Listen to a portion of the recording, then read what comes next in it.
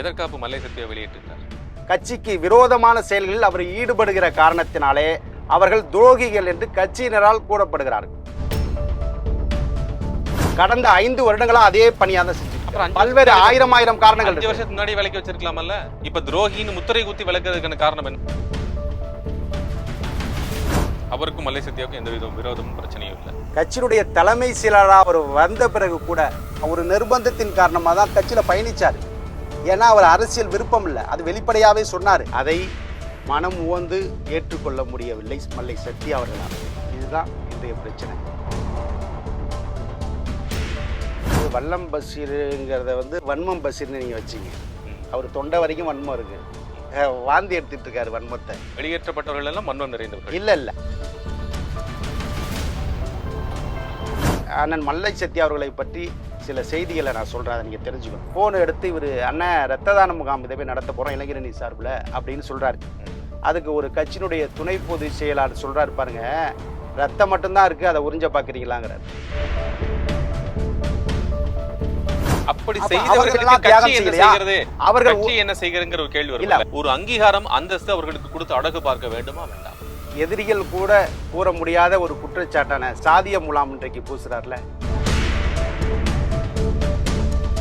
துரை வைகோ அவர்களுக்கும் எனக்கு எந்த பிரச்சனையும், சுற்றி இருக்கவர்கள் நடிக்கிறார்கள், அவர்கள் தான் பிரச்சனை, ஏதோ ஒண்ணு சொல்லி குழப்புறாங்க. தவறு. அது ஜம்மு காலத்துல வடிகட்டிய பொய். துணை பொதுச் செயலர் மல்லை சத்யா அவர்களோட உடன் இருப்பவர் எர்னஸ்ட் பாலு. அவர் முதலா வைகோ ஒரு தற்குறி, இதை நான் சொல்லக்கூடாது, இருந்தாலும் வெளியில அனைவருக்கும் தெரிய வேண்டும் என்பதற்காக நான் சொல்கிறேன். அதை பதிவிடுகிறார். பிரச்சனை அங்கதான் தொடங்குது. 32 வருடங்கள் மட்டுமல்ல, 300 ஆண்டுகள் உழைத்தாலும் வைகோ துரை வைகோ தான் தலைமை, இதுதான் கட்சியினுடைய பரிணாமம்னு கடைசியா முடிக்கிறார். இதுல எங்கெங்க சாதி இருக்கு? வணக்கம் நேயர்களே, இன்றைய நமது சிறப்பு நேர்காணலில் மதிமுகவுடைய மாநில இளைஞரணி செயலாளர் திரு ஆசை தம்பி அவர்கள் வந்திருக்கிறார்கள். அவருடன் பல்வேறு விஷயங்கள் குறித்து பேச இருக்கின்றோம். வணக்கம். வணக்கம். நீங்க எப்படி மல்லை சத்யா நீலிக்கண்ணீர் வெடிக்கிறார்னு ஒரு பதிலுரையா திரு வைகோ அவர்கள் சொல்லக்கூடிய வார்த்தைகளாக நீங்க எப்படி சொல்ல முடியும்? மாநில இளைஞரணி செயலாளர் பொறுப்பு, கட்சியினுடைய துணை பொதுச் செயலாளர் பொறுப்பு கொடுத்து அருகில் வைத்து அழகு பார்த்தவர் தலைவர் வைகோ அவர்கள். அது மட்டுமல்லாமல் காஞ்சி மண்டலத்தில், சென்னை மண்டலத்தில் பங்கேற்கக்கூடிய அனைத்து நிகழ்ச்சிகளிலும் தலைவர் வைகோ அவர்கள் அருகில் இருந்து பங்கேற்கக்கூடிய அளவிற்கு தலைவர் வைகோ அவர்கள் மல்லை சத்யா அவர்களை வைத்திருந்தார். அதோடு மட்டும் இல்லாமல் ஒரு செல்ல பிள்ளையாக அவருக்கென்று ஒரு தனி சலுகை கொடுக்கும் விதமாக மற்ற தலைவர்களை, 2ஆம் கட்ட தலைவர்களை காட்டிலும் இவருக்கு அதிக சலுகை கொடுத்து அவரை அருகில் வைத்து அழகு பார்த்தவர் தலைவர் வைகோ அவர்கள். அப்படி இருக்கின்ற சூழலில் மறுமலர்ச்சி திராவிட முன்னேற்ற கழகத்தினுடைய பொதுச் செயலாளர் தலைவர் வைகோ அவர்களுக்கு கடந்த 4 ஆண்டுகளுக்கு முன்பாக உடல் நலம் பாதிக்கப்பட்ட போது அவருடைய புதல்வர், கழகத்தினுடைய இன்றைய முதன்மை செயலாளர் துரை வைகோ அவர்கள் கட்சியினுடைய சுக துக்கங்களில் பங்கேற்க இயலாத ஒரு சூழல் ஏற்படுகிற போது, போக முடியல அப்படிங்கிற ஒரு சூழல் ஏற்படுகிற போது தலைவருடைய பிள்ளைய அழைச்சிட்டு போகணும்னு கட்சியினுடைய நிர்வாகிகள், தொண்டர்கள் விரும்புகிறாங்க. அப்படி அரசியல் அவர் உள்ற வராரு துரை வைகோ அவர்கள். அப்படி அரசியலுக்கு உள்ற நுழைகிற போது அதை மனம் உவந்து ஏற்றுக்கொள்ள முடியவில்லை மல்லை சத்யா அவர்களால். இதுதான் இன்றைய பிரச்சனை. அதன் தொடர்ச்சியாகத்தான் கடந்த 4 ஆண்டு காலமாக கட்சியில் உள்ளே இருந்து என்னென்ன பிரச்சனையை செய்ய வேண்டுமோ, கட்சியை வலுவிழப்பதற்கு என்ன செய்ய வேண்டுமோ அனைத்தையும் செய்தார். ஆகவேதான். அப்படி என்ன செஞ்சாரு? சரி, முதல்ல நீங்க நீதிக்கண்ணீர்னு சொன்னீங்கன்னு சொல்லுங்க, அதுக்கப்புறம் அந்த தொடர்ச்சியை அதை பத்தி பேசுவோம். ஆகவே துரோகி என்ற வார்த்தைக்கு பல சம்பவங்கள் ஆதாரமாக இருக்கின்ற போது பல்வேறு குற்றச்சாட்டுகளை நிர்வாக குழு கூட்டத்தில், கடந்த நிர்வாக குழு கூட்டத்துக்கு முன்னாடி நடைபெற்ற நிர்வாக குழு கூட்டத்தில் பல மாவட்ட செயலாளர்கள் ஒரு குற்றச்சாட்டுகளை கூறி நடவடிக்கை எடுக்கணுங்கிறாங்க. தலைவர் வைகோ ஒருவர் மட்டும்தான் எல்லாத்தையும் காதுல வாங்கிட்டு மல்லை சத்யா தொடரணும், இருக்கணும் அப்படின்னு சொல்லி சமாதானம் பேசுறாரு. அப்படி நம்பிக்கையாக இருக்கக்கூடிய, ஆமா, கடந்த நிர்வாக குழு கூட்டத்திற்கு முன்ன நடந்த நிர்வாக குழு கூட்டத்துல அப்படி நம்பிக்கை பெற்ற மல்லை சத்யா அவர்கள் தலைவர் வைகோ அவர்களுக்கு துரோகம் செய்யலாமா? அது நீலிக்கண்ணீராகத்தானே இருக்க முடியும். ம். ஆ. இப்ப வரைக்கும் எங்கேயாவது தன்னுடைய அறிக்கை உட்பட, தன்னுடைய பேட்டி உட்பட திரு மல்லை சத்யா அவர்கள், வைகோ அவர்கள் தன்னை வந்து இப்படி செய்து விட்டார் அப்படின்னு ஏதாவது சொல்லி ஒரு மிதமிஞ்சிய வார்த்தையோ, அல்லது ஒரு தவறான வார்த்தையோ பிரயோகிச்சிருக்கிறாரா? எவரும் எதிரிகள் கூட கூற முடியாத ஒரு குற்றச்சாட்டான சாதிய முலாம் இன்றைக்கு பூசுறார்ல. ம். அனைத்து டிவி சேனல், யூடியூப் சேனல் மூலமா திரு வைகோ ஒரு அவர்கள் அப்பழுக்கற்ற ஒரு திரு வைகோ அவர்கள் மதிமுகவிலிருந்து பட்டியலின சாதிகளிலிருந்து திரு மல்லை சத்யா உட்பட பலரும் இங்கு வந்து பிரபலமாகி இருக்கிறார்கள். அவர்களுக்கான அடையாளம் காண்பிக்கப்பட்டிருக்கிறது அப்படின்னு சொல்றது வந்து, அவர் சொல்றதை எடுத்துக்காட்டுறது சாதி அடையாளமா? இல்ல சாதி அடையாளம் இல்ல. நீங்க தலைவர் வைகோவோட இயல்ப வந்து நல்லா பார்க்கணும். தலைவர் வைகோ எப்படி அப்படின்னு கேட்டா, ஒடுக்கப்பட்ட சமுதாயம், தாழ்த்தப்பட்ட சமுதாயத்துல கட்சி நிர்வாகிகள் மாவட்ட அளவிலேயோ, ஒன்றிய அளவிலேயோ, இல்ல தலைமை கழக நிர்வாகிகளோ இருக்கிறார்கள் என்று சொன்னால், இடஒதுக்கீடு அல்லாம, சமூக நீதி இடஒதுக்கீடு அல்லாம, தாண்டிய இடஒதுக்கீட தலைவர் வைகோ மனசுல வச்சிருக்காரு. ம். காரணம், ஒரு உதாரணத்துக்கு சில சம்பவங்கள சொல்றேன். மாவட்ட கழகங்கள்ல ஏதோ ஒரு மாவட்ட கழகத்துல ஒரு பொறுப்புக்கு, கட்சி பொறுப்புக்கு ஒரு நிர்வாகி போட்டியிடுறாரு. இதர சமூகம்னு வச்சுங்க. ம்.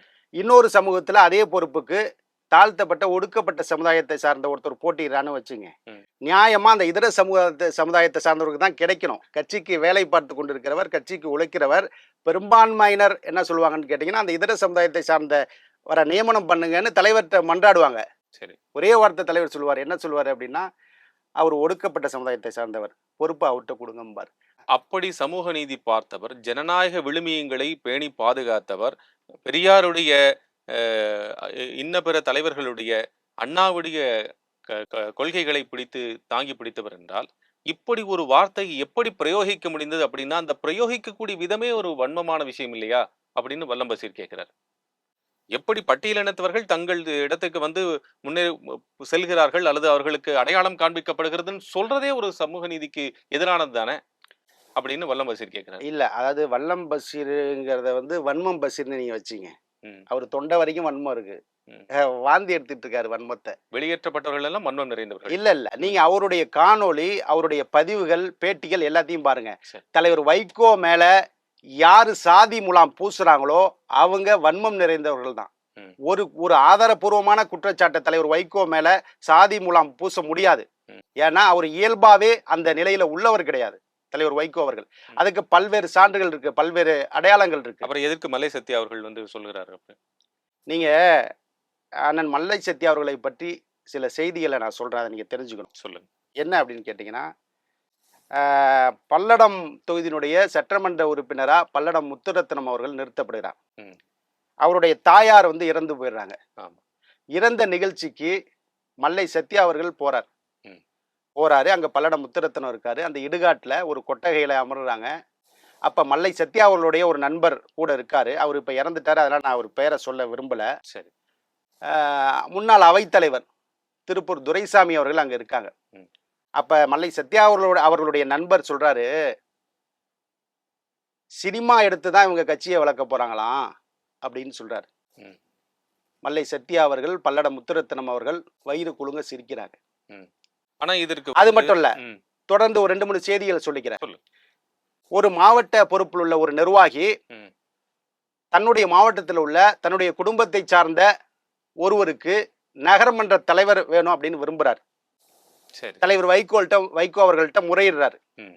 தலைவர் வைகோ அவர்களும் அதை கவனத்தில் எடுத்துக்கிட்டு உள்ளாட்சி தேர்தலில் திமுக தலைமையிடம் கொடுப்பதற்காக என்னென்ன பட்டியலை எடுக்கிறாரு. பட்டியலில் கொடுக்குறப்போ அவங்க அந்த மாவட்ட நிர்வாகி நான் சொன்னேன் இல்லையா, அவர் குறிப்பிட்ட அந்த நகரமன்றத்தை குறிப்பிடுறாரு. ம். அந்த பட்டியலில் குறிப்பிட்டு முக்கியத்துவம் கொடுக்குறாரு. முதல்ல 3 இடங்களுக்குள்ள அந்த நகரமன்றத்தை குறிப்பிட்டு திமுக தலைமையில கொடுக்குறாரு. திமுக தலைமையில் அது வாய்ப்பு இல்லை. அங்கே உட்கட்சி பூசல், திமுகவினுடைய நிலைப்பாடு இதையெல்லாம் கருத்தில் கொண்டு அந்த நகர்மன்றம் நமக்கு கிடைக்கல. இதுதான் நடந்த உண்மை. ம். ஆனால் அந்த வாய்ப்பு கிடைக்கல, நகர்மன்றம் கிடைக்கல. அந்த நிர்வாகி மல்லை சத்யா அவர்களிடம் இதை போன்ற எனக்கு வாய்ப்பு கிடைக்கல அப்படின்னு ஒரு நிகழ்ச்சியில சொல்றப்போ, ஒரு கட்சியினுடைய துணை பொதுச் செயலாளர் மல்லை சத்யா அவர்கள் என்ன சொன்னார் தெரியுமா? ம். உன்னுடைய நகர்மன்றத்தை வந்து நம்ம கட்சி தலைமை கேட்டாதனையா கொடுப்பாங்க. ம்.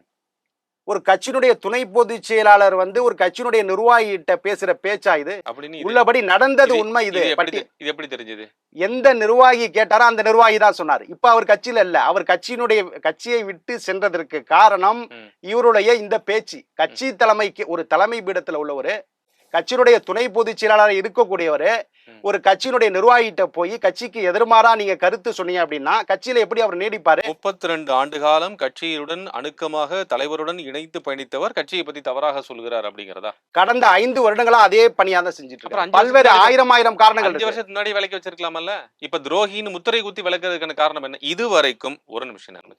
இதுவரைக்கும் கட்சியிலிருந்து வெளியேறியவர்கள் அல்லது வெளியேற்றப்பட்டவர்கள் அனைவருக்குமே சொல்லி வைத்தாது போல ஒரே வார்த்தையை தான் திரு வைகோ அவர்கள் பயன்படுத்துகிறார்கள், துரோகி. கே.எஸ். ராதாகிருஷ்ணன் மூத்த வழக்கறிஞர் மதிமுகவை தோற்றுவித்தவர்களில் ஒருவர் அவர் வந்தார். அவரிடம் பேட்டி கண்டபோது என்னை பச்சை துரோகி என்று வைகோ அவர்கள் சொன்னார்கள். செஞ்சி ராமச்சந்திரன், எல்ஜி, இப்பொழுது 4 பக்க கட்டுரை எழுதி வச்சிருக்க திருப்பூர் துரைசாமி அவர், இப்படி வரிசையாக இருக்கக்கூடிய தலகர்த்தர்கள் எல்லாருமே ஒரே விஷயத்தை மட்டும் சொல்லிக் கொண்டு வெளியேறுகிறார்கள் என்றால் எல்லாருமே ஒரே கேட்டகரியில துரோகிகளா இருக்கிறாங்களா? அது மறுமலர்ச்சி திமுகவை பொறுத்தளவுல தலைவர் வைகோ கட்சி தொடங்கினப்போ பட்டம் என்னோடு வந்தால் பட்டம் பதவிகள் கிடைக்காது, முட்கள் கரடு முரடான பாதைகள் தான் கிடைக்கும், அதில் தான் பயணிக்க வேண்டும் என்று சொல்லிவிட்டு தான் கட்சியினுடைய தொடக்கத்திலே சொல்லிவிட்டு தான் இந்த பயணத்தை தொடங்கினார். அதன் பிறகு சுயநலம் சார்ந்த 2ஆம் கட்ட தலைவர்கள் நாடாளுமன்ற உறுப்பினராக வேண்டும், சட்டமன்ற உறுப்பினராக வேண்டும், இதை போல ஒரு அங்கீகாரத்திற்கு வர வேண்டும் என்ற ஒரு ஆசையின் காரணமாக தான் அடுத்தடுத்த கட்ட தலைவர்கள் அதை நோக்கி சுயநலம் சார்ந்த அந்த நோக்கத்தை கொண்டுதான் 30 வருடமாக உங்க கட்சியில பயணித்தவர்கள் 4 பக்க கட்டுரை வச்சுட்டு போனாரு. திருப்பூர் துரைசாமி அண்ணா காலத்தில் வாழ்ந்திருக்கக்கூடிய அவங்க காலத்துல சமகாலத்தில் வாழ்ந்து மதிமுகவை தோற்றுவித்தவர்கள் அந்த காலகட்டத்தில் இருந்தவர். அவர் இத்தனை வருஷம் பயணிச்சிருக்கிறாரு. அவர் எதையா எதிர்பார்த்து உங்ககிட்ட வந்திருக்கிறாரா? கண்ணப்பன் உங்ககிட்ட எதிர்பார்த்து வந்திருக்கிறாரா? அல்லது எல்ஜி உங்ககிட்ட எதிர்பார்த்து செஞ்சு இவங்க எல்லாம் சேர்ந்துதான் மதிமுக என்ற ஒரு கட்சியை உருவாக்கி வைத்தார்கள். இன்று அவர்கள் வேண்டாம் என்று ஆகிவிட்டார்கள், அதனால தவிர்த்து விட்டோம். அப்படித்தானே? செஞ்சி எல்ஜியை பொறுத்தளவுல மத்திய அமைச்சரவையில வாஜ்பாய் அமைச்சரவையில இருக்கிறப்போ நாடாளுமன்ற உறுப்பினராக இவர்கள் இருந்தப்போ தலைவர் வைகோ அவர்களை அமைச்சரவையில நீங்க இடம்பெறணும்னு அழுத்தம் கொடுக்கிறப்ப கூட அமைச்சர் பதவி எனக்கு வேண்டாம், என்னுடைய சகாக்களுக்கு கொடுங்கன்னு சொல்லி எல்ஜிக்கும் செஞ்சிக்கும் வாங்கி கொடுத்தார். அந்த மாதிரி ஒரு உயர்ந்த எண்ணம் கொண்டவர் தலைவர் வைகோ அவர்கள். தொடர்ச்சியா அந்த பதவிகளை, நாடாளுமன்ற உறுப்பினர் பதவியை, அந்த அமைச்சர் பதவிகளில் தொடர்ச்சியா இருக்க வேண்டும் என்ற அந்த ஒரு சுயநலமான எண்ணங்கள் தான் அவர்கள் கட்சியை விட்டு விலகச் செய்தது. இதுதான் உண்மையான காரணமாக இருக்க முடியும். சரி, எல்லாரும் ஒரே ஆஸ்பெக்ட சொல்லி வெளியே துரோகின்னு சொல்லி அடையாளம் காட்டப்பட்டு வெளியே போகிறார்களா? எல்லாரும் ஒரே கேட்டகரியா?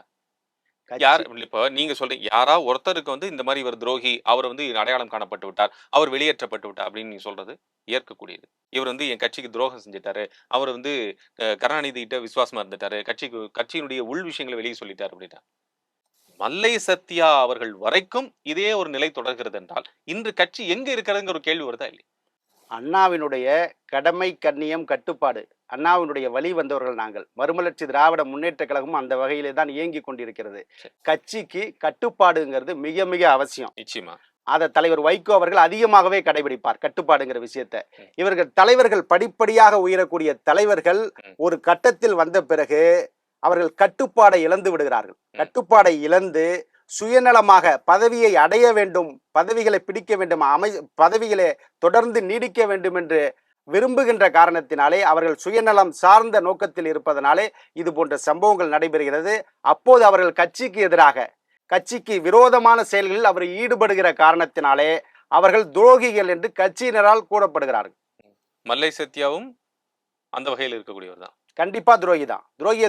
துரோகின்னு தான் சொல்ல முடியும். என்ன துரோகம்? கொடுங்க, ரத்த தான முகாம் நடக்குதுன்னு தகவலும் கொடுங்க அப்படின்னு சொல்றேன். அந்த அமைப்பாளர் போன் பண்றாரு, துணை பொதுச் செயலாளர் திரு மல்லை சத்யா அவர்களுக்கு போன் பண்றாரு.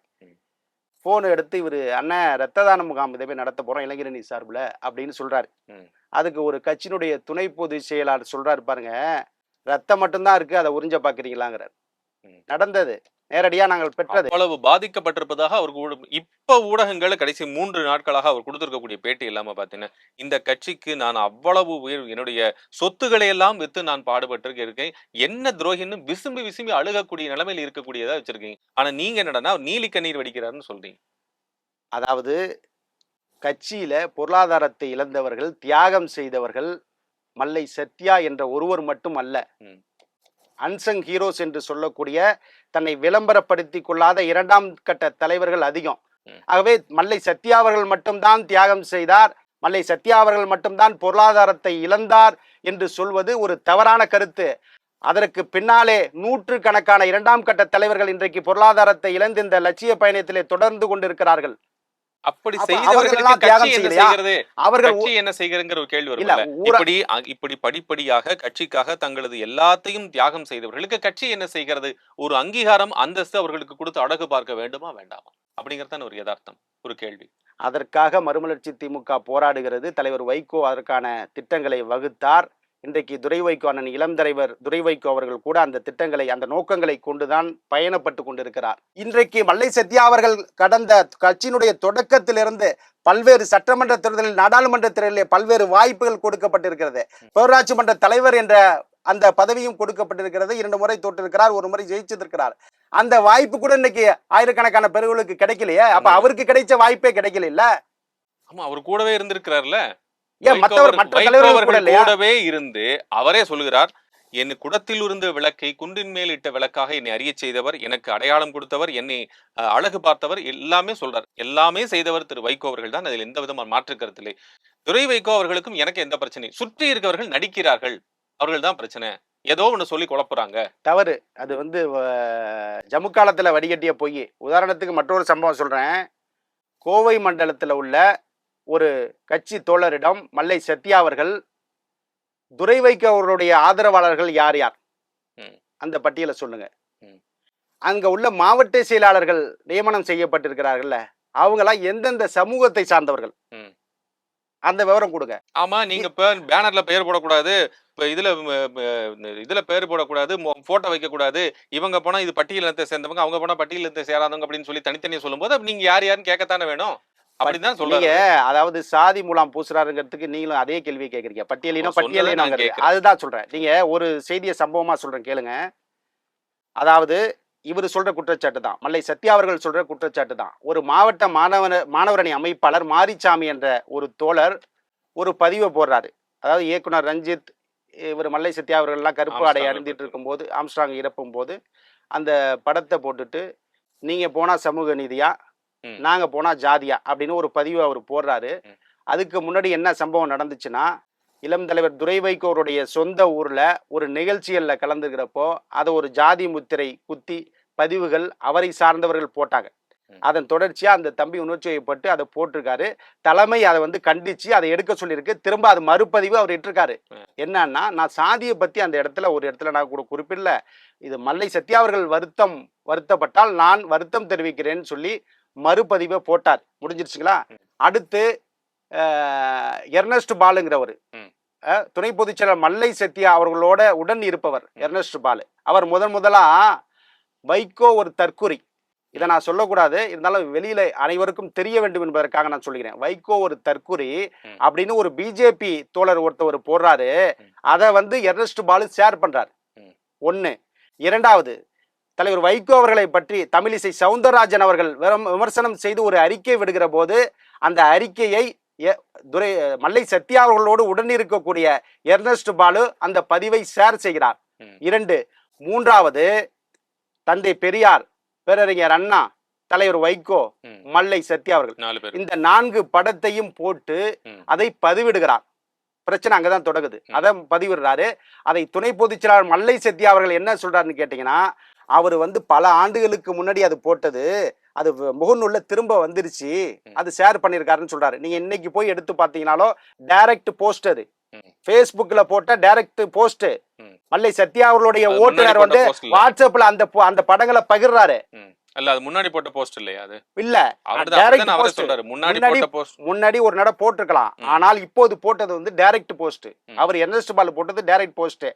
அதை எடுத்து அவர் ரீபோஸ்ட் பண்ணிருக்காருன்னு சொல்றாரு அவரு.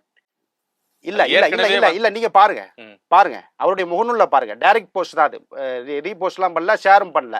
அது மாதிரி அந்த பதிவை தொடர்ந்து நம்ம தஞ்சை மாவட்டத்தில் இருக்கக்கூடிய ஒரு வழக்கறிஞர் கட்சி தோழர் அவர் என்ன பண்றாரு, ஒரு பதிவு போடுறாரு. இந்த போட்டோ இவர் போட்ட போட்டோவும் போடுறாரு, இவரு பழைய ஒரு போட்டோ, போட்டோ இதுக்கு முன்னாடி போடுறாரு. இந்த போட்டோவும் போட்டாரு. பெரியாரு 2யும் ஒப்பிட்டு அறிஞர் 2 போட்டோ போட்டு கடைசியா அவர் என்ன முடிக்கிறாருன்னு கேட்டீங்கன்னா, 32 வருடங்கள் மட்டுமல்ல, 300 ஆண்டுகள் உழைத்தாலும் வைகோ, துரை வைகோ தான் தலைமை.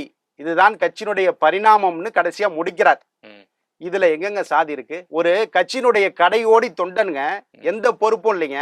இவர் கட்சியினுடைய தலைமை பீடத்துல இருக்கக்கூடிய ஒரு துணை பொதுச் செயலாளருங்க. அவருடைய பதிவை எடுத்து இவர் பொதுவெளியில விமர்சனம் செய்றாரு. என்னன்னா, ஆதிக்க சக்தி ம். எங்களை வந்து 300 ஆண்டுகளுக்கு அடிமையா இருக்க சொல்றாங்க அப்படின்னு இவர் ஒரு குற்றச்சாட்டு சொல்றாரு. துணை பொதுச் செயலாளர் மல்லை சத்யா அவர்களை கேட்கிறார். சிந்திக்க வைக்குது. அந்த மாதிரி இது போன்று இருக்கக்கூடிய இந்த நிகழ்வுகள், போட்டிருக்கக்கூடிய பதிவுகள் அவரை அந்த மாதிரி சிந்திக்க வைக்குதா? நான் இப்ப வழக்கறிஞர் சொன்னேன் இல்லையா உங்களுக்கு, அந்த பதிவு போட்டாருன்னு. அவர் எந்த சமூகம் தெரியுமா? ம். தலித் சமுதாயத்தை சார்ந்த கட்சியினுடைய தோழர், வழக்கறிஞர். ம். ஒரு தலித் சமூகத்தை சார்ந்தவர் தாங்க அந்த பதிவு போட்டிருக்காரு. ம். இதர சமூகத்தை சார்ந்தவர்கள். அவர் ஒன்றும் விவரம் தெரியாதவர்கள். அவர் 30 வயது உடையவர், ஒரு வழக்கறிஞர். ம். சுயமா போடுறாரு, அவரா போடுறாரு. அவர் கொஞ்சம் துருதுருன்னு தான் இருப்பாரு. தலைமை அப்பப்போ கண்டிக்குது. ம். அவர் பதிவு போடுறத அப்பப்ப தலைமையும் கண்டிக்குது. ம். அந்த பதிவை இவர் வந்து சாதி ரீதியா அந்த பதிவு மறுபதிவு ஒரு துணை பொதுச் செயலாளர் போடலாமா? ம். நீங்க தலைமையிட்ட தலைவர் வைகோட்ட சொல்லுங்க, முறையிடுங்க. சொன்னாலும் எந்த நடவடிக்கை இல்லைன்னு இருக்கு நடவடிக்கை, நீங்க சொல்லலையே, முறையிடலையே. சொன்னதனுடைய பல தடவை சொல்லி நடவடிக்கை எடுக்க. நான் சொல்ல விடல. மாரிச்சாமி, மாணவரணி தோழர் மாரிச்சாமி போட்டப்பையும் தலைமை கண்டிச்சிச்சு, அவர் மறுபதிவு போட்டார். ம். ஒண்ணு. ம். அதே மாதிரி வழக்கறிஞர் இந்த பதிவு போட்டப்பையும் தலைவர் வைகோ அவர்கள் வந்து அடிக்கடி தொடர்பு கொண்டு கண்டிச்சிருக்காரு. கீழே உள்ள ஆயிரக்கணக்கான தொண்டர்கள் சில நேரங்களில் உணர்ச்சி வயப்பட்டு போடுறது உண்டு. அது தலைவர்கள் அளவுல கண்டுக்காம இருந்தலாம் அப்படிங்கிற நிலை கூட இல்லை. ம். அவர்களே அழைத்து அலைபேசியில நேரடியா அழைத்து கண்டிக்கிறார். கண்டிக்கக்கூடிய தலைவர் தான். ஆனால் துணை பொதுச் செயலாளர் மல்லை சத்யா அவர்கள் ஏன் முறையிடல? தலைமையிட்ட அவர் மேல நடவடிக்கை எடுக்க சொல்ல சொன்ன வேண்டியதுதானே? நடவடிக்கை எடுக்கல. இல்ல அதெல்லாம் இல்ல, முறையிடல. இவர் ஏன் பதிவு போடணும்? துணை பொதுச் செயலாளர் பொதுவெளியில ஒரு விஷயம் வந்ததுக்கு அப்புறம் திருப்பி அது பொதுவெளி ஏன் போடணும்னு கேக்குறது என்ன நியாயம் இது? இல்லைங்க, ஒரு துணை பொதுச் செயலாளருங்க தலைமை பீடத்தில் இருக்கக்கூடிய மற்றவங்களுக்கு உதாரணமா இருக்க வேண்டாமா? ம். கட்சியினுடைய கடையோடி தொண்டர்ல இருந்து நிர்வாகிகள் வரைக்கும் கட்சியினுடைய தலைமை பீடத்தில் இருக்கிறது யாரு? 5-6 பேர் தானே. ஆமா, அது அவை வரைக்கும் தலைவர், பொருளாளர், துணை பொதுச் செயலாளர் தானே. அது வரைக்கும் அந்த மாதிரி போஸ்ட் போட்டது இல்ல. இப்ப நீங்க ஒரு விஷயத்தை நீங்கள் இன்னொருத்தர் போடுகின்ற போது அதை எடுத்து சொல்லி காட்ட வேண்டிய ஒரு சூழலுக்கு அவர் தள்ளப்படுகிறாரா? அதாவதுங்க, ஒரு கட்சியினுடைய மாவட்ட செயலாளர் போட்டா போடுங்க, ம். இல்ல ஒரு கட்சியினுடைய துணை பொதுச் செயலாளர் போட்டா போடுங்க, ம். இல்ல எங்களை மாதிரி இளைஞரணி செயலாளர் உங்களை ஏதாவது குற்றம் சாட்டி போட்டா போடுங்க.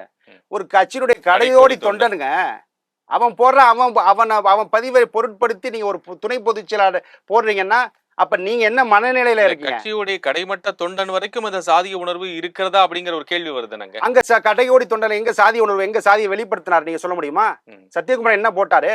32 ஆண்டு காலம் உழைத்தாலும் 300 ஆண்டுகள் உழைத்தாலும் வைகோ, துரை வைகோ இதுதான் பரிணாமம் கட்சியினுடைய பரிணாமம்ங்கிறாரு. எங்க சாதிய சொல்றாரு? அவரே ஒரு தலித் சமுதாயத்தை சார்ந்த கட்சி தோழர் தாங்க. இதுல குடும்ப ஆட்சி வரலையா? குடும்ப அரசியல் வரலையா? இதுல எந்த காரணத்திற்காக திரு வைகோ அவர்கள், கருணாநிதி அவர்கள், கலைஞர் அவர்களிடம் வந்து வெளியே வந்தாரோ அதே ஒரு சூழல் தான் இதில் நிலவுவதாக பொதுவான எல்லா தலைவர்களுடைய கருத்தாகவும் இருக்கிறது.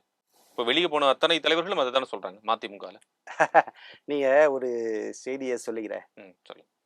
தலைவர் வைகோ அவருடைய உடல்நலம் பாதிக்கப்பட்ட போது கட்சியினுடைய முக்கிய நிகழ்வுகள்ல சுக துக்கங்கள்ல கலந்து கொள்ள முடியல, உடல்நலம் பாதிக்கப்பட்டுடுச்சு. அப்போ கட்சியினுடைய நிர்வாகிகள் தலைவருடைய பிள்ளையா அவரை வந்து முதலா அழைச்சிட்டு போறாங்க, நிகழ்ச்சிகளுக்கு, சுக துக்கங்களுக்கு அழைச்சிட்டு போறாங்க. இப்படி தொடருது. அப்போ கட்சி நிர்வாகிகளும், தலைமை கழக நிர்வாகிகள், மாவட்ட செயலாளர்கள் எல்லாருமே சரி தலைவருக்கு உடல்நிலை சரியா இல்ல, இவரை கட்சிக்கு கொண்டு வரலாமேன்னு சொல்லி தலைவர்கிட்ட அழுத்தம் கொடுக்குறாங்க. தலைவர் வைகோ அவர்கள் கடைசி வரைக்கும் துரை வைகோ அவர்கள் அரசியலுக்கு வர வேண்டும் என்று ஒரு காலம் விரும்பவில்லை. ஒற்றை காலில் நின்றார். எதற்காக மல்லை சத்யா வெளியேற்றுகிறார்?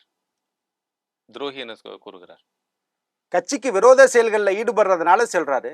அதாவது துரை வைகோ அவர்களுடைய தலைமையை யாரு இங்க அங்கீகரிச்சது, அதிகாரப்பூர்வமா இங்க கொண்டு வந்ததுன்னா கட்சியினுடைய தொண்டர்கள், கட்சியினுடைய நிர்வாகிகள். நிர்வாக குழு கூட்டத்துல அல்லது மாவட்ட செயலாளர் கூட்டத்துல 106 ஓட்டுல 104 ஓட்டுகள் பெற்று ஜனநாயக ரீதியாக அவர் தலைமை கழக செயலாளராக தேர்வு செய்யப்பட்டார். உங்களுக்கு அதுல 2 ஓட்டு கிடையாது, அது கூட தலைவர் வைகோருடைய 1 ஓட்டுன்னு சொல்லுவாங்க. கட்சியினுடைய தலைமை செயலாளராக அவர் வந்த பிறகு கூட எனக்கு தெரிந்து தோராயமாக ஒரு 6 மாதம், ஒரு வருடம் வரை ஒரு ஒரு அழுத்தத்தின் காரணமா, ஒரு நிர்பந்தத்தின் காரணமா தான் தலைமை கழக செயலாளர் துரை வைகோ அவர்கள் வந்து கட்சியில பயணிச்சாரு. ஏன்னா அவர் அரசியல் விருப்பம் இல்ல. அது வெளிப்படையாவே சொன்னாரு. ம். அவர் எப்ப மாறுறாரு அப்படின்னு கேட்டீங்கன்னா, கட்சியினுடைய சுகதுக்கங்கள்ல, கட்சி திருமணங்கள்ல, துக்க நிகழ்வுகளுக்கு போறப்போ, கட்சி நிகழ்ச்சிகளுக்கு போறப்போ, கட்சியினர் காட்டக்கூடிய அந்த வரவேற்பு, அந்த குடும்ப பாச உணர்வு அவரை மாத்துது. ம்.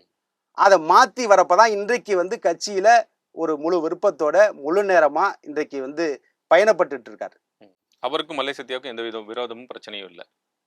கடந்த நிர்வாக குழு கூட்டத்துக்கு முன்னாடி நடந்த நிர்வாக குழு கூட்டத்துல, மாவட்ட செயலாளர்கள் ஒட்டுமொத்தமா ம். மல்லை சத்யா அவர்கள் உட்கார்ந்திருக்காங்க ஸ்டேஜ். நான் நிர்வாக குழு கூட்டத்துல கலந்துக்கிற தகுதி எனக்கு உண்டு, குடுத்துருக்காங்க. கட்சி தலைமை குடுத்துருக்கு. மாநில இளைஞரணி செயலரா. நான் கீழ தான் உட்கார்ந்திருக்கேன். எல்லாத்தையும் பார்த்துக்கிட்டு தான் இருக்கேன். நேரடியா பார்த்த சாட்சியா தான் உங்கள்ட்ட சொல்றேன். சொல்லு. மல்லை சத்யா அவர்கள் உட்கார்ந்திருக்காரு ஸ்டேஜ்ல. அவருக்கு பக்கத்துல நின்னு ஒரு மாவட்ட செயலாளர், ஒவ்வொரு மாவட்ட செயலாளரும் கட்சியை விட்டு நடவடிக்கை எடுங்க. ஒவ்வொரு குற்றச்சாட்டா சொல்றாங்க. கட்சி வந்து இளம் தலைவர் துரை வைகோ அவர்கள் வந்த பிறகு கட்சி ஏறுமுகத்துல போயிட்டு இருக்கு. ம். இது வந்து இறங்கு முகமா இருக்கக்கூடிய இவர்களை போன்றவர்களை கட்சி உடனடியாக நடவடிக்கை எடுக்க வேண்டும்னு மாவட்ட செயலாளர் சொன்னாங்க ம். அந்த கட்சி கூட்டத்துல. அதுக்கப்புறம் என்ன நடக்குது அப்படின்னா, இளம் தலைவர் துரை வைகோ அவர்கள் அவர் பேசும்போது தெளிவா சொல்றாரு. சத்யா, உங்க அரசியலுக்கு நான் உற்ற துணையா உறுதுணையா இருக்கேன். ம். நாம 2 பேரும் இணைந்து இந்த கட்சியை வலுப்படுத்துறதுக்கு பயணப்படுவோம். ம். ஒன்றாவோம் ம். அப்படின்னு சொல்லி அப்புறம் எதுக்கு ராஜினாமா செஞ்சாரு யாரு? துரை வைகோ அவர்கள்? அதாவது இந்த குற்றச்சாட்டுகளை நிரூபிச்சு யாரும் கேள்வி கேட்கல. அது ஏன் என்ன ஆய்வு செய்யல? ஏன் நடவடிக்கை சம்பந்தமா எதுவுமே பேசல? அப்படிங்கிற குற்றச்சாட்டு. நீங்க தலைவர் வைகோவோட ஸ்டைல் வேற, இளம் தலைவர் துரை வைகோருடைய ஸ்டைல் வேற. தலைவர் வைகோருடைய ஸ்டைல் என்னன்னு கேளுங்க. ஆதி காலத்துல இருந்து நாங்க பார்த்திருக்கோம் இல்லையா? ஒரு கட்சியை விட்டு ஒரு பக்கத்துல உள்ள ஒரு நிர்வாகி போறாருன்னு வச்சுங்க, அவருக்கு நாளைக்கு மதியம் 2 மணிக்கு வேற ஒரு கட்சியில சேர போறாருங்கிற தகவலும் தலைவருக்கு தெரியும். ம். பக்கத்துல தான் உட்கார்ந்திருப்பாரு. கட்சி வேட்டியை கட்டிட்டு பக்கத்துல உட்கார்ந்திருப்பாரு. நாளைக்கு மத்தியானம் வேற ஒரு கட்சியில சேர போறாரு. தன்னோட தம்பி இவ்வளவு ஆண்டு காலம் பணியாற்றிட்டு இருக்கான், எங்க இருந்தாலும் நல்லா இருக்கட்டும் அப்படின்னு சொல்லி எந்த விமர்சனம் செய்யாம, ஈட்டிய நெஞ்சில குத்தினாலும் சரி, மார்புல முதுகுல குத்தினாலும் மார்புல குத்தினாலும் வாங்கிக்கிட்டு நன்றின்னு சொல்லிட்டு போறவர் இவரு. ஆனால் இன்றைக்கு இளம் தலைவர் அண்ணன் துரை வைகோ அவர்கள் தன் மீதோ தன் கட்சியின் மீதோ ஒரு ஈட்டி பாய போகிறது என்றால் அந்த ஈட்டியினுடைய முனையை மழுங்கெடுக்க செய்யக்கூடியவர் இளம் தலைவர் துரை வைகோ அவர்கள். இன்றைக்கு 2025 கட்சி பல துரோகங்களை பல துரோகிகளை கண்டிருக்கு. அதனால இளம் தலைவர் அண்ணன் துரை வைகோ அவர்களை போலத்தான் இது முன்னெச்சரிக்கை நடவடிக்கையா எல்லாவற்றையும் ஆய்வு செய்வார். அந்த தரவுகளை திரட்டுவாரு. அதனால வந்து இளம் தலைவர் அண்ணன் துரை வைகோ அவர்கள் வந்து இனி துரோகங்கள் இருக்கக்கூடாதுங்கிறதுக்காக அதற்கான நடவடிக்கையில் தொடர்ந்து ஈடுபட்டு வருகிறார். ஆகவே மறுமலர்ச்சி திமுக துரை வைகோ அவர்களால் ஏறுமுகத்தில் தான் சென்று கொண்டிருக்கிறது. பொறுத்திருந்து பார்க்கலாம் எப்படி நகரப்போகிறது, மல்லை சத்யா அவர்கள் என்ன நடவடிக்கை எடுக்கப் போகிறார் என்பதையெல்லாம் பொருந்தும். உங்களுடைய நேரம் கொடுத்து எங்களுடைய ஸ்டுடியோவுக்கு வந்து உங்களுடைய கருத்துக்களையும் எங்களுடைய நேரத்தையும் எங்களுக்கு வந்து மிக்க நன்றி. நன்றி.